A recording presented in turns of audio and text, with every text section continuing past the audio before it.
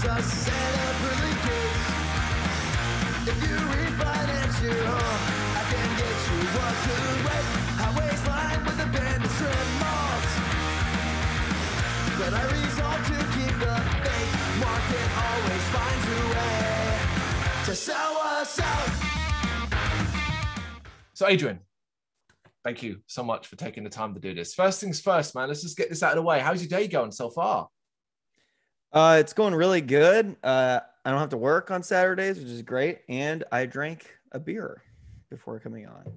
What is that? It's a Schlafly, which is a St. Louis brand summer lager. It's pretty good. Yeah. It's a little out of season, but it's still good. Okay. I've never heard of it. Of course, I've probably never heard of it. We wouldn't have those kind of drinks over here in the UK. We're a basic bunch over here.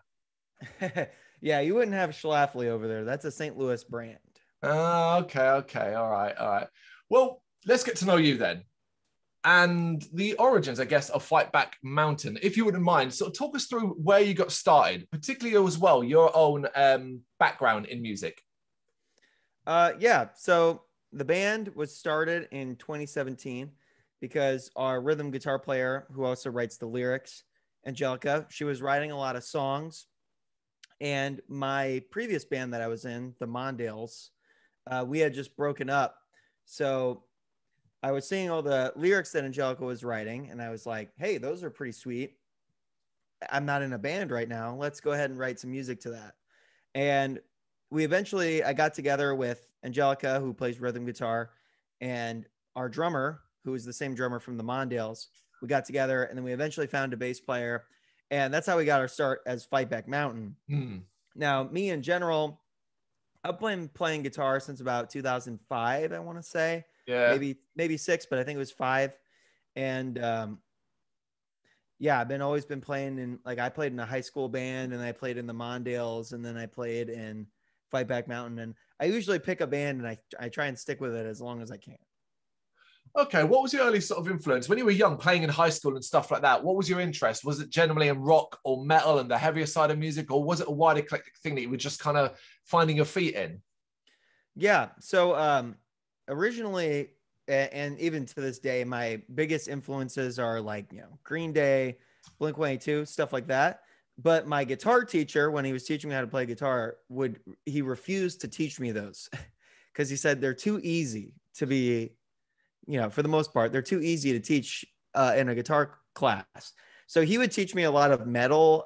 He taught me like some songs by like Helmet and Coheed and Cambria. Oh. And he would also teach me classical guitar too. So I know a little bit of that.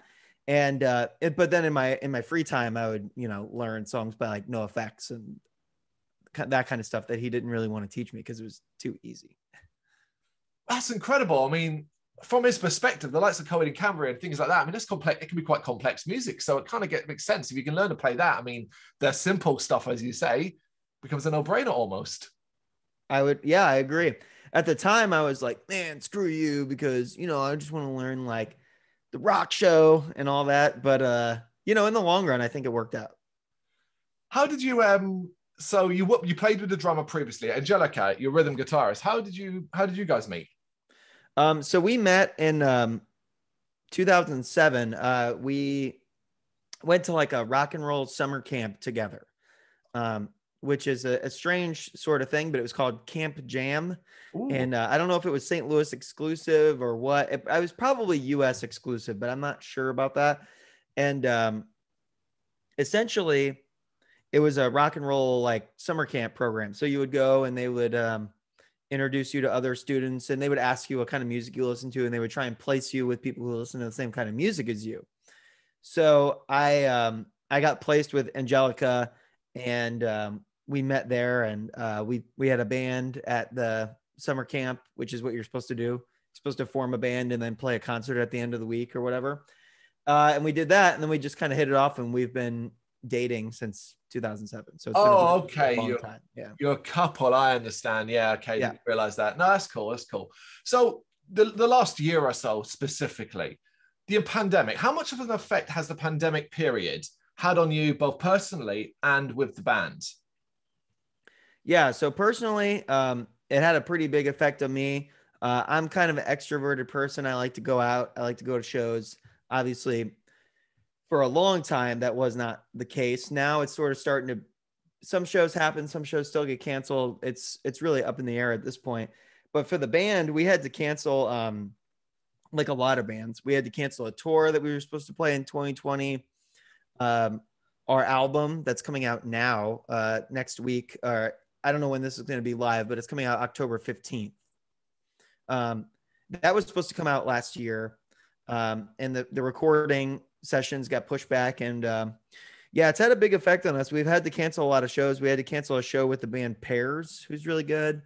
We had to cancel a show with the band Agent Orange from the 90s or 80s rather. So we had to cancel some big shows, and we also, had to cancel a tour, but in the long run, it was actually kind of good because we got to write new songs for the album that was supposed to come out last year. And we got to practice the songs that we were going to record last year a lot more too. So we ended up having a lot better time with the album and being a lot happier with the album because we had like an extra 6 months of practice. And yeah. Almost every artist and band we speak to, from the biggest to the smallest, have said pretty much the same thing in regards to the pandemic, which is the extra time it's given them sometimes to perfect or twiddle or work on an album that they never would have got. Clearly the same as you said just with yourselves.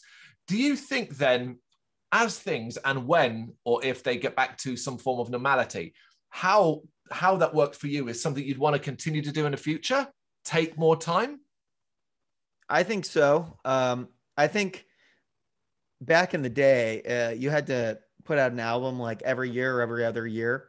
I mean, if you look at just using, because I mentioned them already, Green Day as an example, they released an album in 94, 95, 97, 2000, they churned them out. And, if you look at a lot of bands like that in the 90s and in the 80s, they had to like put out an album every year, and some of them were better than others. Nowadays, I think you can release an album every couple of years and then maybe throw a single out there to keep people engaged with the music, maybe throw some B-sides up on Spotify, something like that. And I think that is better because I think it is better to spend more time and actually have more time to flesh out the album that you're working on. I think that is better. I hope it does work out that way. It does sort of feel like as things do get back to some form of normality, everyone will kind of slip back into the old way of doing things, particularly with the desperation and the need to get out and play shows. I don't know what it's like in your area, but in the UK, the gig calendar is jam-packed for the next 9 months as everyone's delayed shows and cancelled shows are just trying to find space now. Yeah, that's also true here. I'm in St. Louis, Missouri, which is right in the middle, right in the middle of the Midwest. Some people think it's Southern, some people think it's Midwestern. It's a debate, open debate. But yeah, around here, a lot of venues were closed. So there's only there's 2 or 3, maybe 3 or 4 big venues that like big touring bands can play at.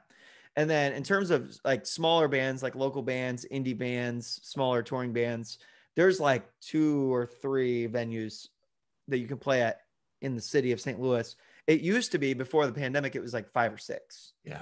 So it really did kind of, in a way, it kind of culled the herd because a lot of the venues were closed that they probably would have closed eventually anyway. But it definitely was a big catalyst for making sure that happened a lot sooner.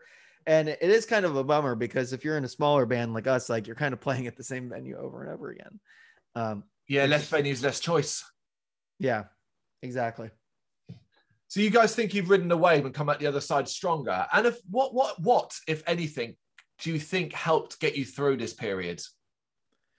Definitely the other members of the band, I think. Having us all be on the same terms in terms of like, until we get the vaccines, we're going to practice with masks on. That was a big thing. And it was like, it kind of sucked for me, the vocalist, but I was like willing to deal with it because it's better to do practice and be safe about it than not.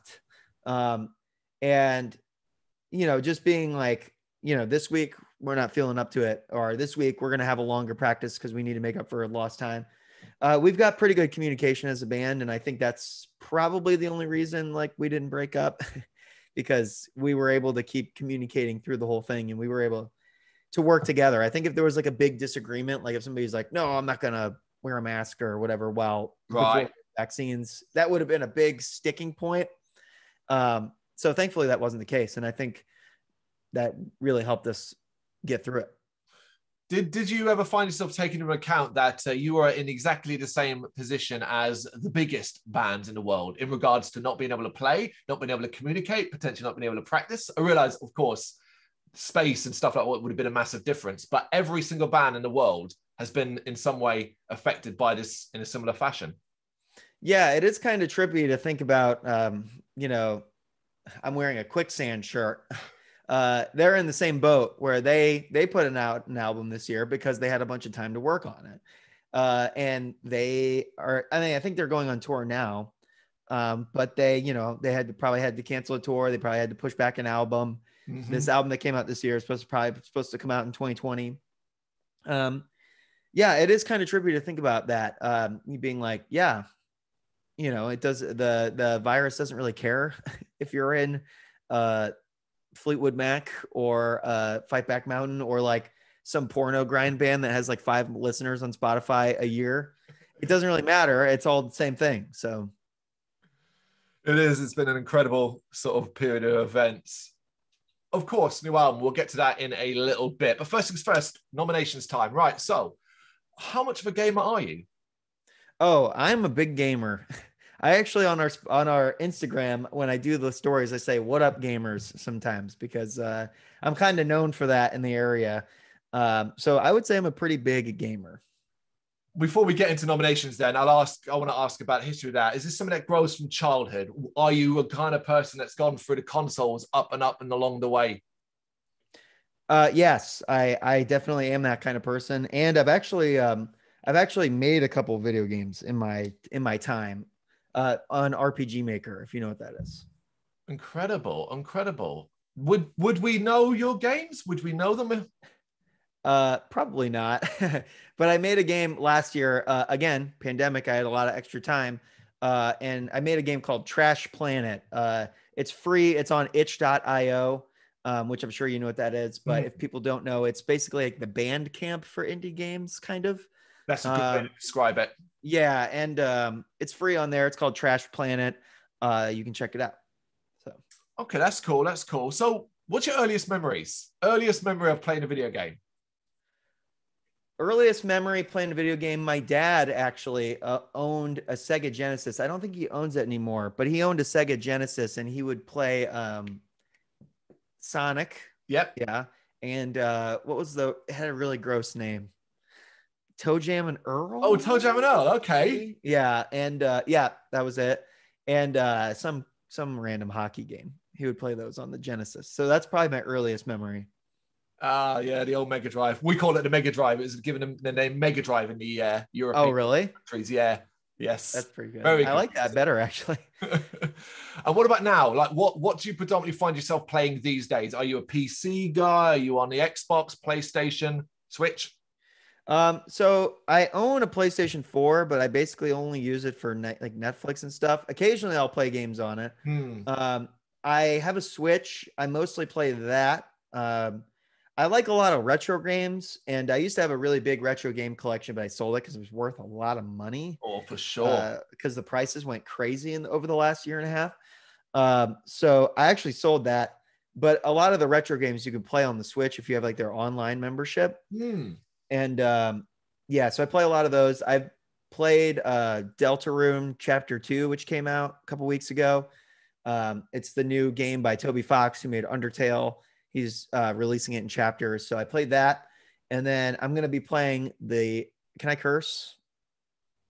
Oh, yeah, of course. Absolutely. Okay. Yes. I don't know. It's always different. No. I'm going to be playing the ever-loving shit out of Shin Megami Tensei 5 when that comes out. I can't freaking wait for that to come out. That is going to be so sweet.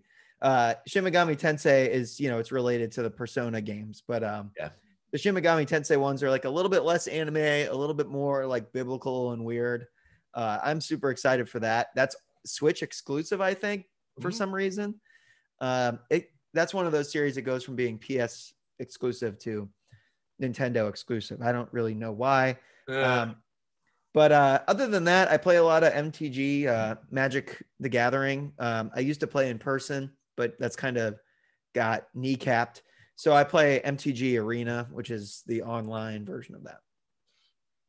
So basically, you have a lot to waste your time with, I guess. I do. Yeah. I have a lot of hobbies. That's for sure. It keeps me from going crazy. That's awesome, though. So narrowing it down to 3 games, effectively, I don't know if you'd want to call them your 3 favorite or 3 that you feel you could spend time with again on a desert island. This should be interesting. Hit us with them then. Your first one. First one is my favorite game. It's definitely Earthbound. Oh, wow. Oh, my goodness me. That's a deep dive. Yeah, I like that one. That's my favorite game. It definitely influenced me a lot when on the games that I made.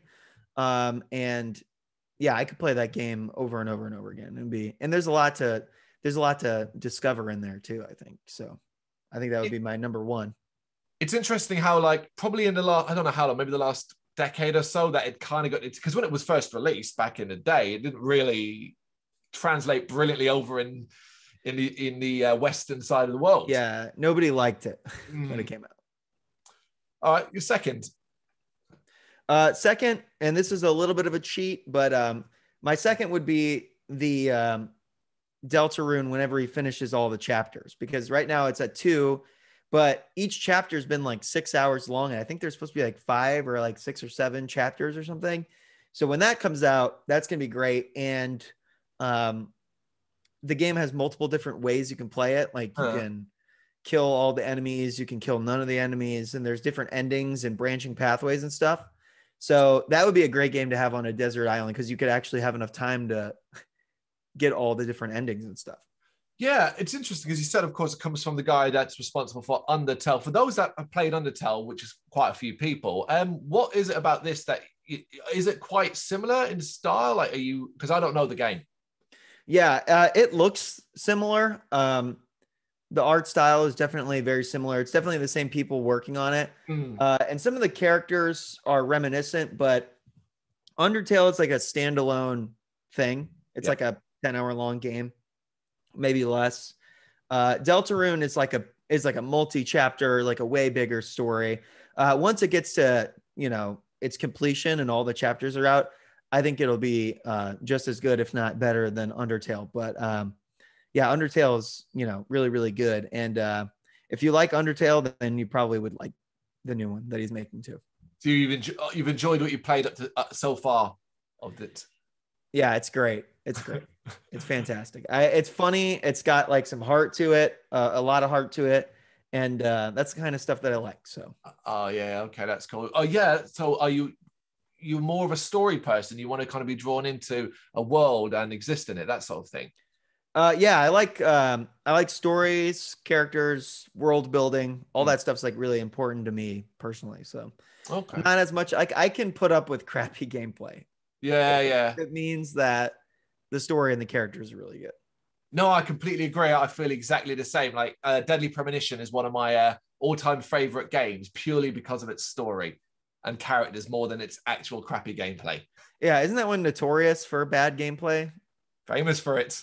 It seems like you either despise it or you adore it. There's no in between. Right. All right, your third choice then. My third choice would be the game Nier Automata, which is a PS4 game. I think it's probably on the PC too. Mainly because I don't have the time to beat it. And I really want to. I've beat like 1 or 2 of the like 80 million different endings you can get to it. I want to beat it. I don't have time to do it. So if I was on a desert island, I could actually beat that game and be like, finally, I beat this game. And I've wanted to play it for so long. But I mean, the first ending or whatever, because it's one of those games where you get the first ending, you're not even close to being done, right? You got to do all the endings. I don't have time for that, unfortunately. And I really wish that I did. If it came out, I think it came out in like 2017. If it had come out in 2007, yeah, I would have had more than enough time to do it. But nowadays, I just don't have the time. That's it. I think a lot of grown adults who grew up with gaming and then now live lives, do jobs, do other hobbies and stuff like that. You just want to play. You want to play, but you just don't have the time. And they release, here's another 40 to 50 hour open world epic. And you're just like, I haven't got the time to do this. Yeah. Yeah. That's why I like games nowadays that are a little bit shorter. Like give me in and out in like 7 hours and just do it. So considering that, then obviously you already kind of mentioned as well, indie games and smaller games like that are predominantly your jam, right? Yeah. What, other than, I guess, the ones you've mentioned already, could you point out a couple that you're like, listen, people, go play these. No one knows about them. You should check them out. Yeah, definitely. Well, people know about this one, but I would definitely go seek out Doki Doki Literature Club. That's a really good game. Warning, it's got trigger warnings on it. Take them seriously. It's pretty messed up. Right. Like if you have any sort of history with like self-harm or anything like that, well, I feel bad for you. That's horrible. Don't play that. Right. Take the trigger warnings very seriously. But if that doesn't bother you, then play it. It's a great psychological horror game that looks like a cutesy wootsy dating sim, but it's not. It gets really, really messed up. That's a perfect one. That one is like 5 or 6 hours long, especially if you're fast at reading. Yep. Then you'll be able to beat it really quickly because it's just all text. Basically, it's a dating sim. It's a visual novel. Yeah. So that one I would definitely recommend. And then another game that I would recommend that I don't think a lot of people have played is an RPG Maker game, which is my thing, called Space Funeral. It takes 1 hour to beat, and it is very, very funny. Yeah. It will guaranteed make you laugh. It's sort of the precursor because it came out a really long time ago, like 2008 or something. Oh, wow. It's the precursor to a lot of these like weird indie games now that are just kind of like weird for the sake of being weird. It's one of those, but it was like really, really integral to the genre. Yeah. An originator that nobody knows. Yeah, it's definitely influential only to people that make games. The only people that like Space Funeral have made games, and that's it. I have to ask then, if you weren't in a band and you weren't doing what you're doing in your life, would video game development have been or would be your dream job? Yeah, definitely. If I wasn't in a band and I didn't have my my big boy job, I probably would have went to school for game development. Yeah, I think so. Well, or had just done that. I mean, you don't have to go to school for it, but I would have put all my chips in that basket as opposed to just doing it as a hobby if I didn't have the other things going on. Well, similar to how like music changed, and that you can make an album, you can make a band with one person in your bedroom and put out great music. Development of game, as you said yourself, you call it a hobby, but over periods of time, you know, I guess the hope is that you create something that might connect with a wider audience, right? Yeah. If I could make a game that people liked, like 25% as much as Undertale, I'd be like, mission accomplished. Oh yeah. Or maybe 10%. I don't know. Maybe 25 is too high.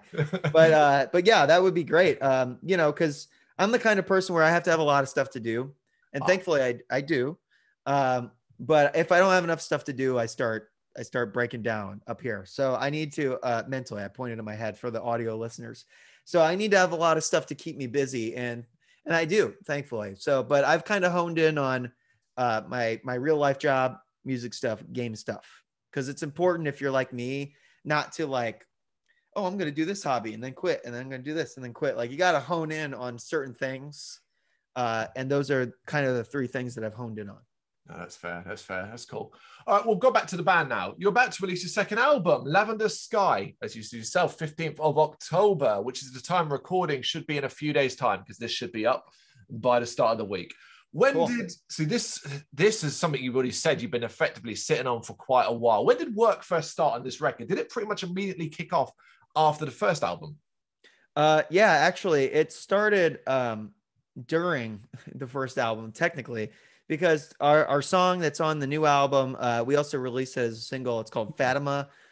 It just passed up 1,000 plays on Spotify. So thank you very much to everybody who listened to that. That just happened today. Awesome.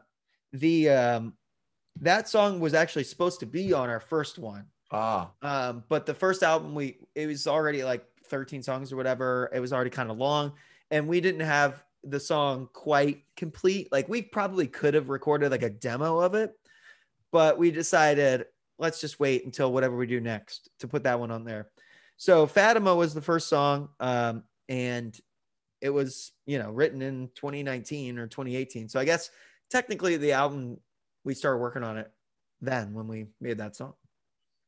And back then, so from that song, and what else came for the album? What goals, if any, did you kind of set yourselves? Were you conscious that, look, we don't just want to do part 2 of our debut, but we've also got this specific sound? And did you do a lot of experimentation? Was it that sort of thing? Yeah. So one goal was, we definitely wanted to do the recording. We wanted to do it track by track. So with our first album, we actually recorded all of that live. So that's a live recording, but we went over and did the backup. So it's all the music is live. And then I went over and recorded the vocals over it. And I think it sounds cool, but it's definitely got that, like, it sounds like, a little bit like a band that's playing it live. Some of the tempos aren't necessarily consistent all the way through the song and stuff like that. Now the benefit of recording it live is it was way cheaper. But for this one, we were like, let's kick up the production value. Let's spend a little bit more money. Let's do it track by track. So we used a metronome. We recorded all the drums, and then all the bass, and then all the guitars, all the vocals, and then all the extra stuff. And you can definitely hear it because it's got more of like a tightened studio kind of sound to it, which is what we were going for. Oh, you sound pretty satisfied with that end result then. Yeah, I like it. I think it came out really good. So what sort of things inspired you, or you found yourself focused on when it came to writing? So when it comes to writing, Angelica actually writes all the lyrics. And she mostly goes off of personal experiences, observations. We try not to write like too many political songs, but there's a couple that have like those kind of overtones. Hard to avoid. St. Louis is an interesting city because it's got like a lot of problems, like a lot of them. And, so some of the songs are about that. And then, she, like everybody in the band and most creatives, struggles with certain types of mental illness. So a lot of stuff was about that too, like self-confidence issues, anxiety, depression, and those kind of things. A lot of bands write about them, but that's because they resonate with a lot of people. So that's kind of what we focus on with the lyrics, or at least what she focuses on. No, that's fair. You're right. It's not about being unique in regards to writing. You can be a Cannibal Corpse and write about the nastiest shit in the world. Or these days, you want to almost be more open. Do you sort of see it as a way to connect with an audience? I think so. Yeah. The audience, when we play, it's, some people say that like the lyrics are the best part for them, which I think is cool. Even though I didn't write them, I think that that's cool that people think that. Do you feel comfortable, or did it take you a little while to feel comfortable singing those lyrics? So it's a little bit uncomfortable at first when it's like really personal, but honestly, it's worth it because I don't like writing lyrics. Oh, really? And I get like, I'm like, this is dumb. And I'll like scrap a song that might be decent and there might be something salvageable there. Whereas with her lyrics, she gives me like a notebook of just a bunch of stuff and I edit it into songs. So I'll take one song and I'll edit it. And then maybe there's a part from this song over here that works. So in that regard, it's easier because I can, instead of having to come up with all of it myself, I can edit it. And that's just more comfortable for me because I don't really like writing lyrics. No, it's completely fair. No worries. Compared to its inception, the album, and now, how different do you feel the end product is? So like when you first got ideas for songs at the beginning, you had that first song and the end result. Yeah, it's a lot different because at first we were actually only going to do an EP. We were going to do like 5 or 6. And then when the pandemic hit, we were like, you know what, let's go back in the studio and do like 6 or 7 more, have 12 songs on the album, and then a B-side that is exclusive to Bandcamp. So we recorded 13 songs for the album. 12 of them made the cut.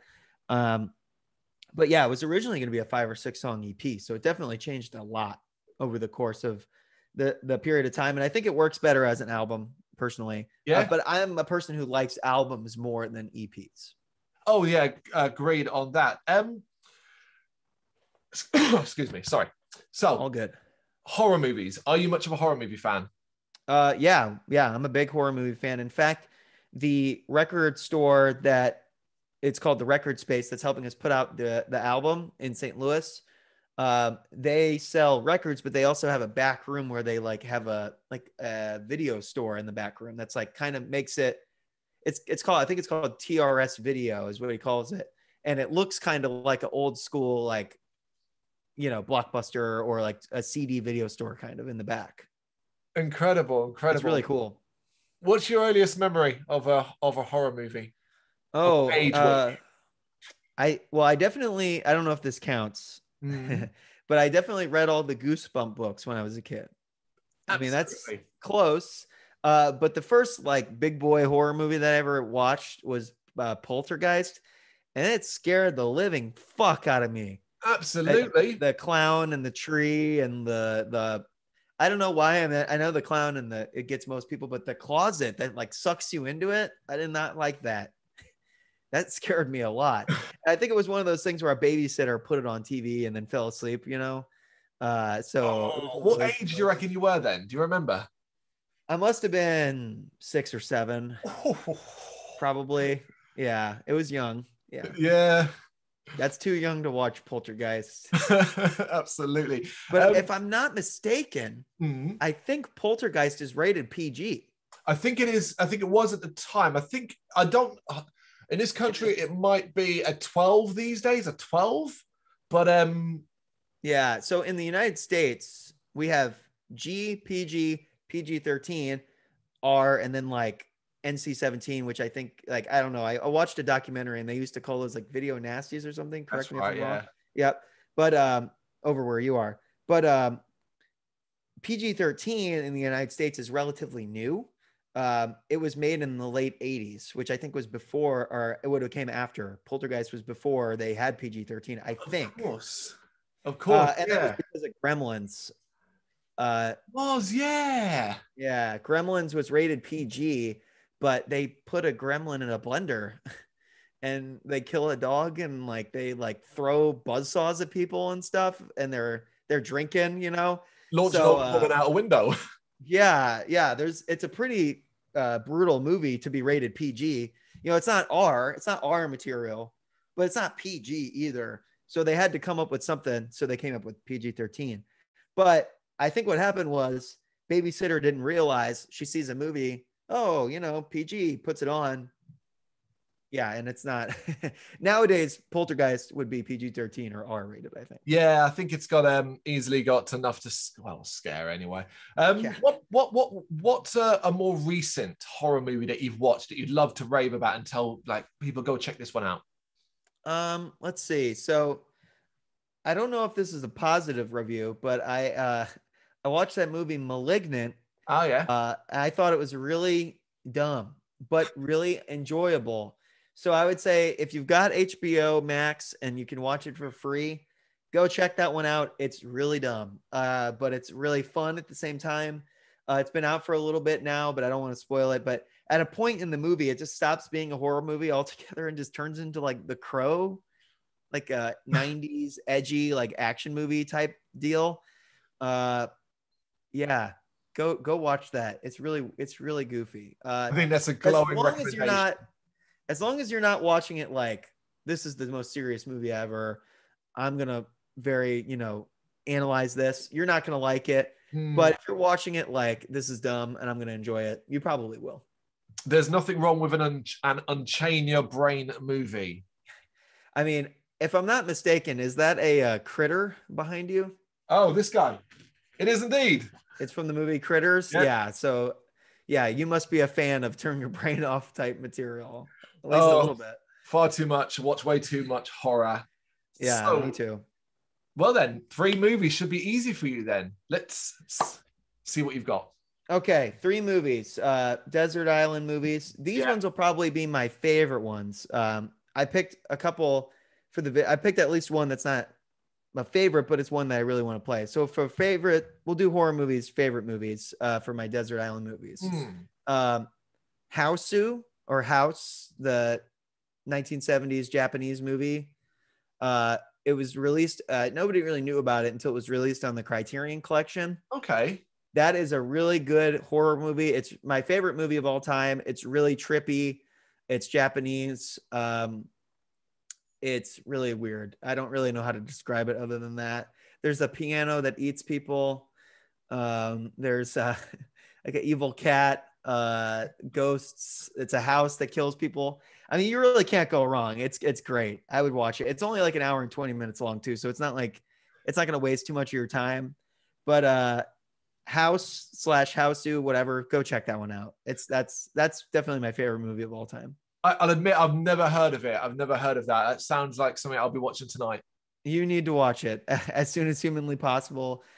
Basically, the premise is that it's kind of a parody of, but it's not. I don't know. I'm gonna ruin it if I try and explain it. But it's one of those movies that it looks like it's one thing, but then it's not. That's all I'm gonna say. I can't do it justice. You just got to watch it. I'll watch it and then I'll post about it on socials and tag you in it. Please do. You'll probably be like, what the fuck, at least 3 times. I think. Awesome. My second favorite movie is My Cousin Vinny, which is a great film. This has not come up somehow yet, but my big boy job is that I'm an attorney. Believe it or not, I'm a game designer, band attorney guy. Like I said, incredible. I like to be busy. So that keeps me busy. Specifically, I'm a criminal defense attorney. So I do, when somebody's charged with a crime, they need an attorney. If they hire my law firm, there's a chance that I'll be handling their case. So My Cousin Vinny is about a criminal defense attorney who doesn't really know what he's doing. And I feel like I do know what I'm doing, but I also get that imposter syndrome sometimes where I feel like I connect with Joe Pesci's character in that movie a lot.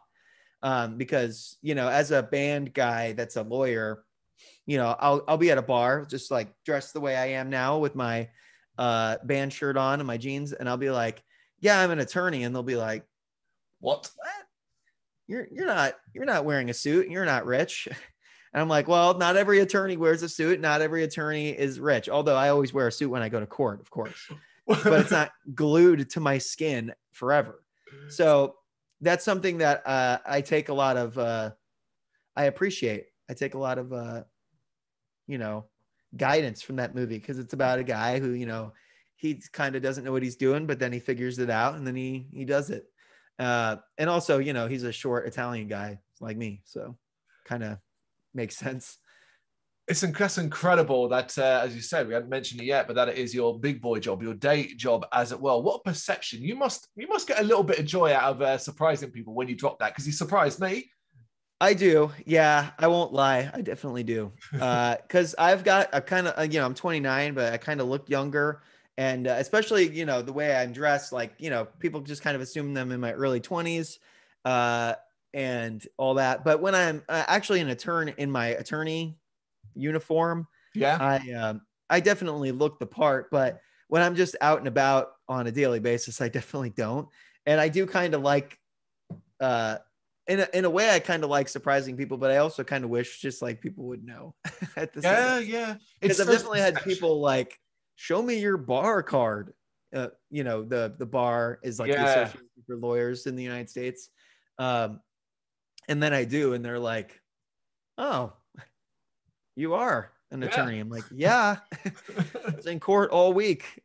So it's just one of those perception things. As you say, picture a certain age, a certain look, a certain style, and presume, oh, what, you're wearing a snapback cap, as if you'd be wearing a snapback cap in the court. Yeah, I don't show up to court with like a Slipknot tee on, and I'm like, Your Honor. No, I don't do that.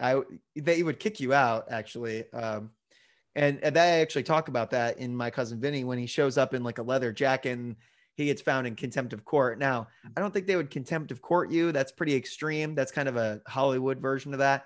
but they would probably tell you to leave and change your clothes. So long story short, I'm an attorney. My cousin Vinny. It's a great movie. I would pick that as my other one. Awesome. All right, your last one then. All right, last one. My third favorite movie. It's another comedy. It's Hot Fuzz, and I'm not just saying that because you're British.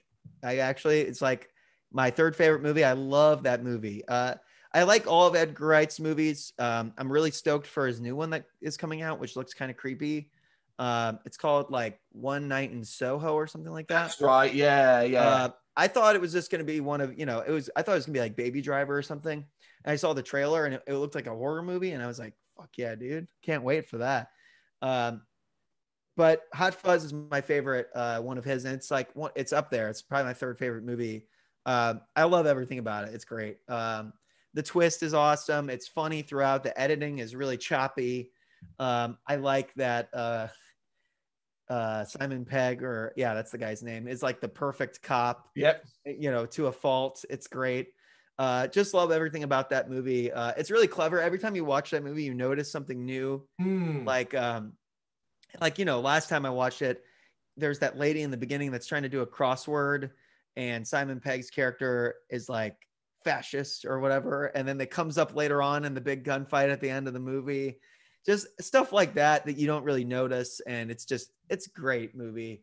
Highly recommend it. If you've only seen Shaun of the Dead or, excuse me, my phone rang there. If you've only seen Shaun of the Dead or, Scott Pilgrim or Baby Driver, definitely go check out Hot Fuzz. It's great.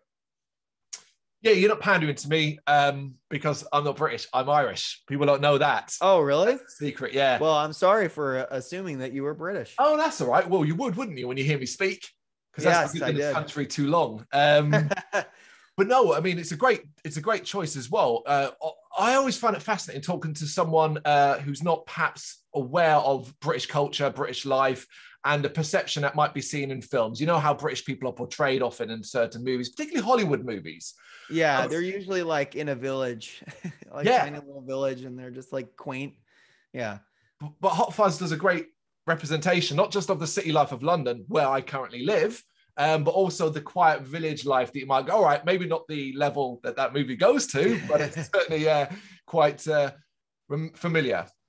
Yeah, and I love the twist. I mean, it's been out for forever. But I love the twist where, Simon Pegg thinks there's this big conspiracy and all this, and they just want to win the stupid like award. And he thinks that there's this big like conspiracy and that this guy's killing him for money and like there's this highway and all this other stuff. But they're just like, no, we killed that guy because he's annoying. Yes. It's great. It's so true.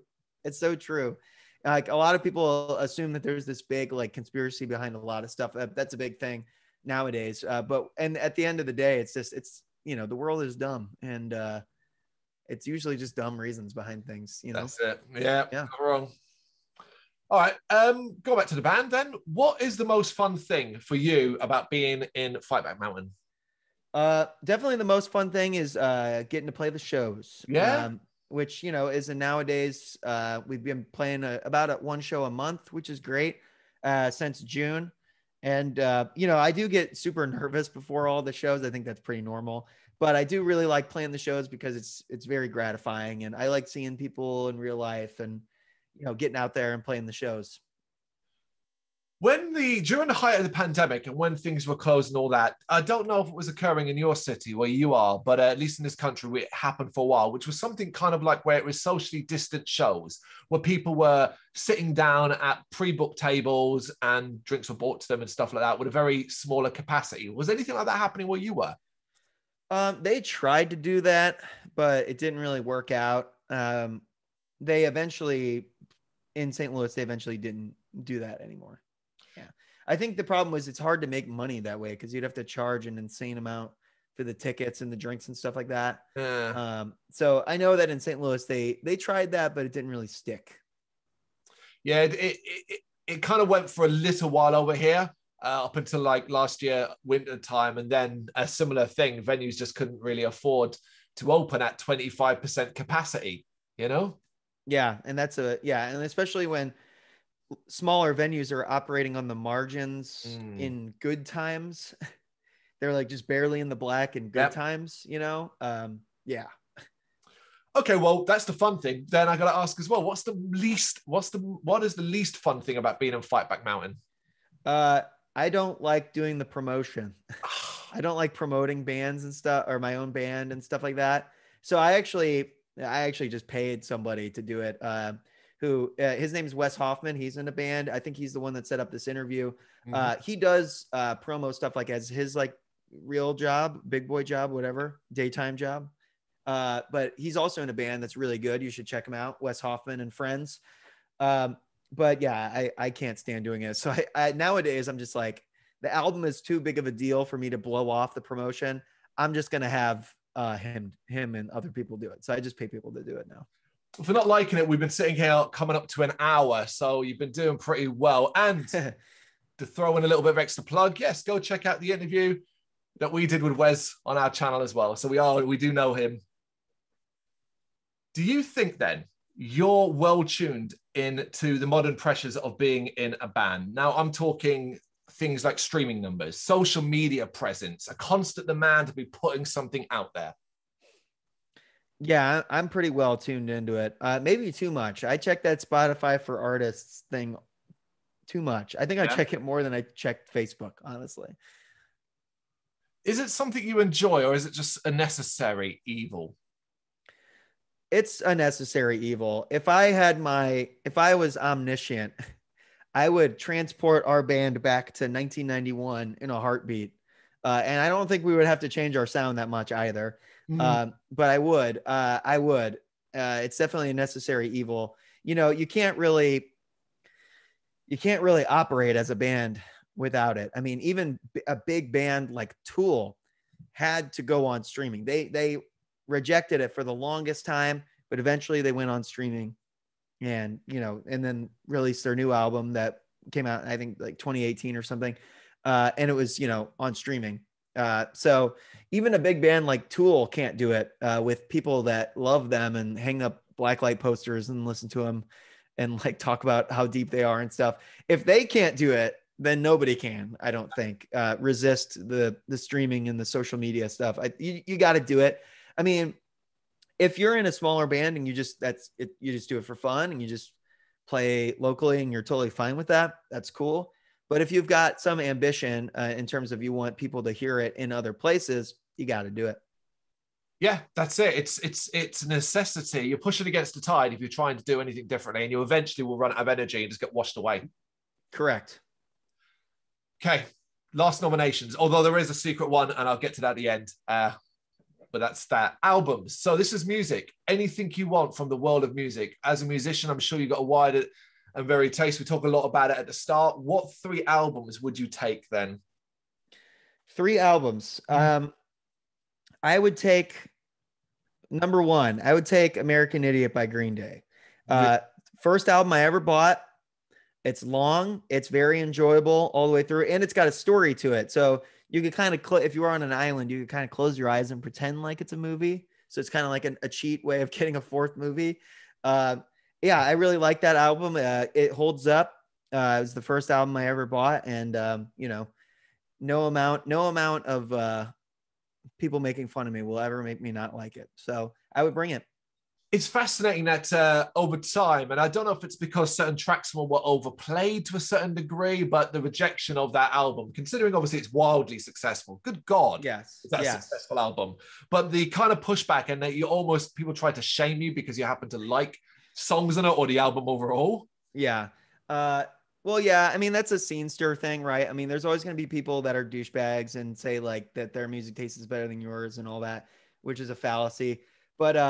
But yeah, I think it was mostly because like Wake Me Up When September Ends was like all over the radio all the time. And Boulevard of Broken Dreams was like that. But in the context of the album, both of those songs are pretty good. Now, if you hear them on the radio, maybe it's a little annoying all the time.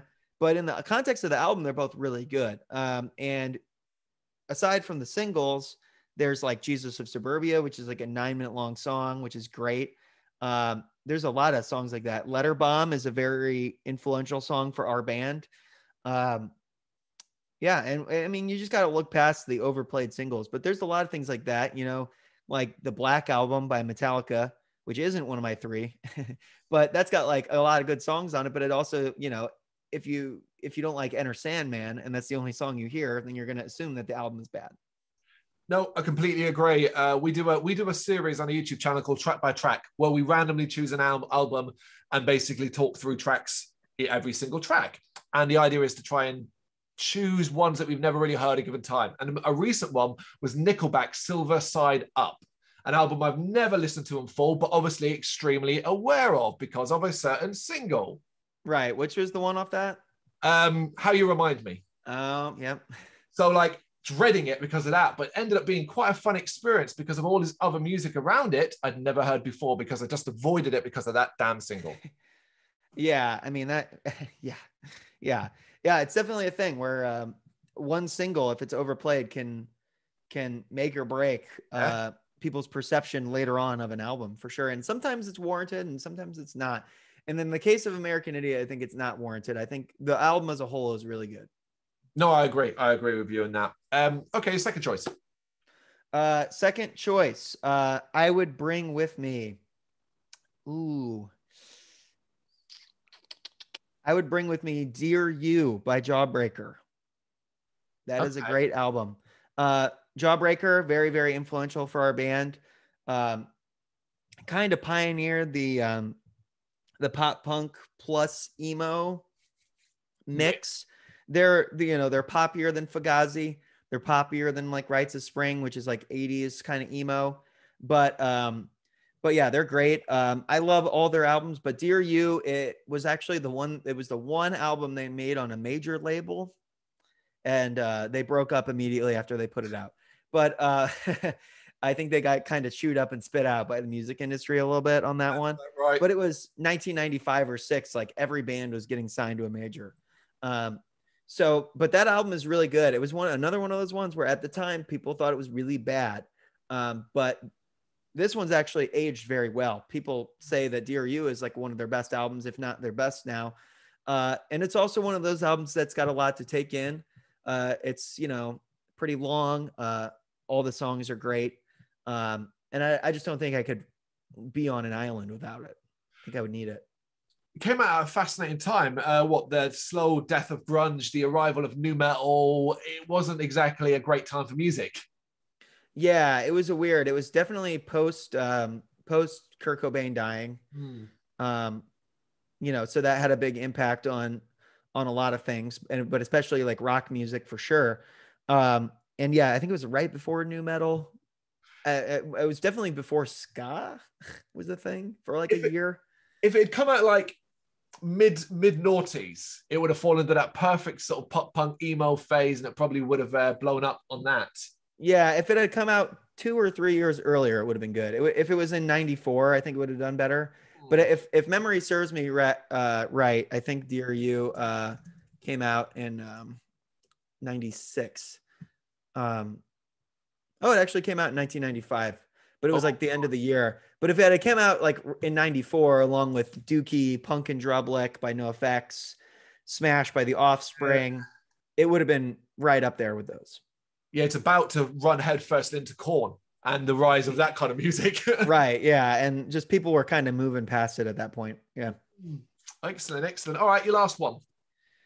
The last one. I think my last one would probably have to be Allroy's Revenge by All, which is an offshoot of The Descendants.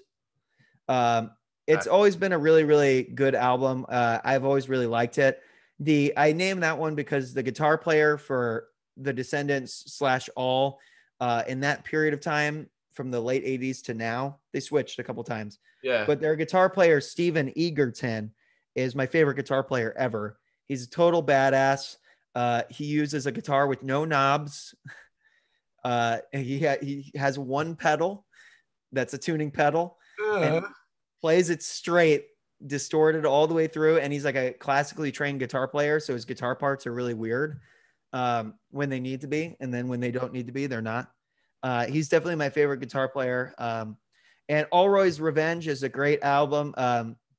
The lead singer in that iteration of the band is, I don't know him in real life or anything, but he's got a really good, like neurotic kind of all over the place writing style, and his vocals are great. And you pair that with the excellent guitar playing. It's always been one of my favorites and a big influence on me as a guitar player. So if I was on this desert island and I wanted to learn something on guitar that's a little bit more difficult, I would definitely go to that one for sure. All these 3 albums and these 3 specific bands, it's fair to say that not just had an influence on you, but had an influence on the band, Fight Back Mountain, up to this point, yeah? Yes, definitely, for sure. Awesome. Right, last question then before we get to the secret nomination. Talk us through some of your plans for the remainder of 2021 and into 2022, if you have any, and I realize is a lot of it is wait and see. Right. Yeah, well, what's not wait and see is our album is definitely coming out October 15th. That'll be on Spotify, Apple Music, YouTube, everything on that date. We also have a record release show. So on the 16th, if you happen to be in St. Louis, it's going to be on October 16th at the Record Space. Check the Instagram. We also have a show in November. I believe it's November the 8th, but check the Instagram. We're playing with a touring band called Arms Aloft. And a touring band called The Slow Death, both of which are very good. And then we don't have a show for December announced yet, but we are going to be doing one. So stay tuned for that. And then moving onward, whenever it seems to be safe to do so, we're going to schedule a tour, and we're going to try and do at least a 3 or 4 city tour in 2022. That's our goal. We'll see if it happens.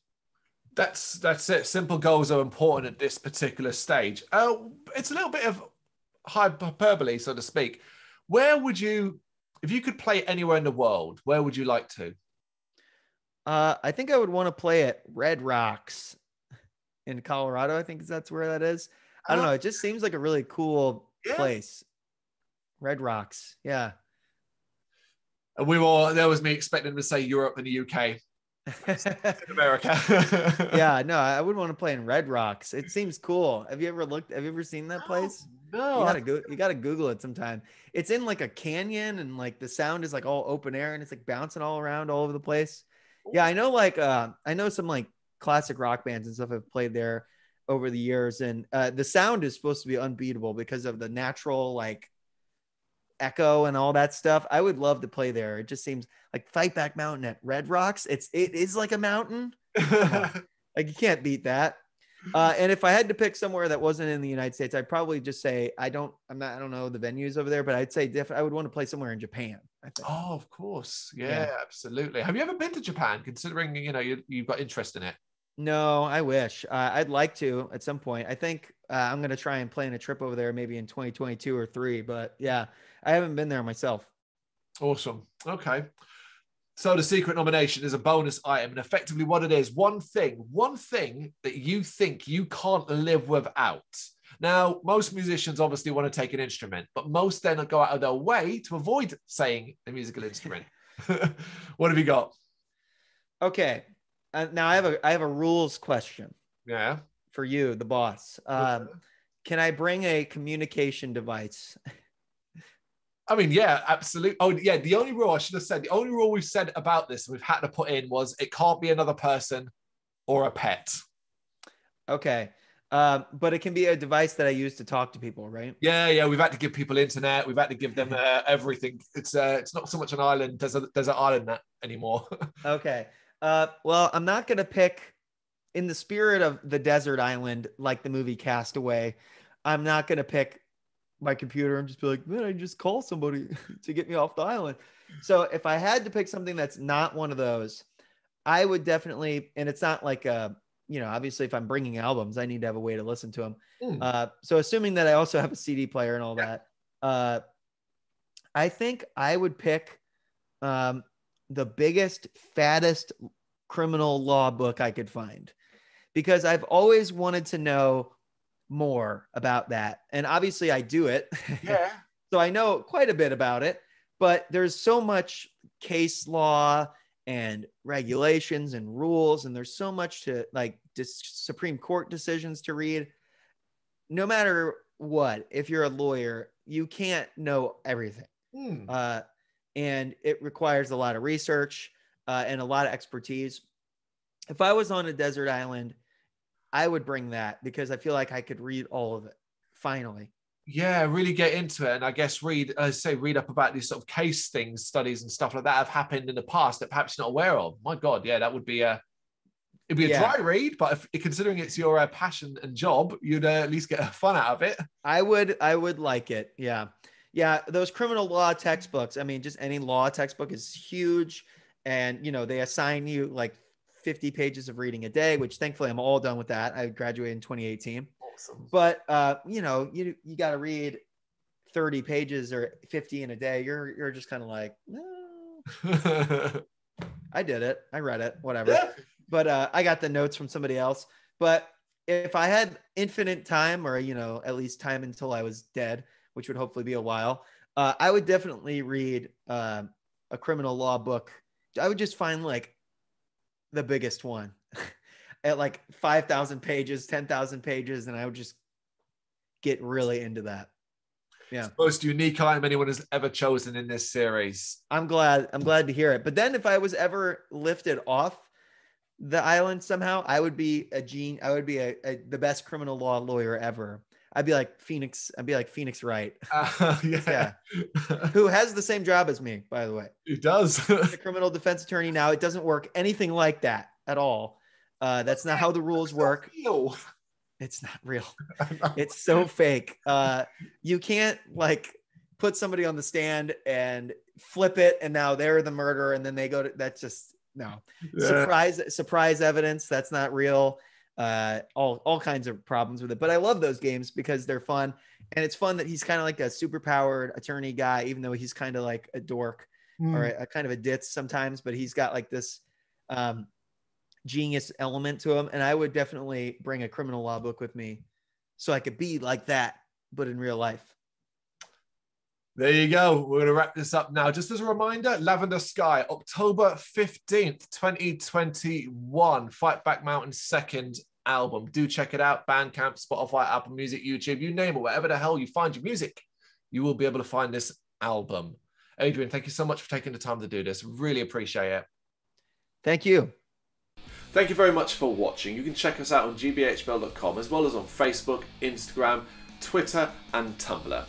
Go to Patreon to help us out over there. That's patreon.com/GBHBL, as well as Big Cartel, where you can find some of our merchandise. We have a podcast running on SoundCloud and Apple Podcasts. And of course, if you like this video, do us a favor, hit the subscribe button and help the channel grow. Games, horror, and heavy metal. What else is life for?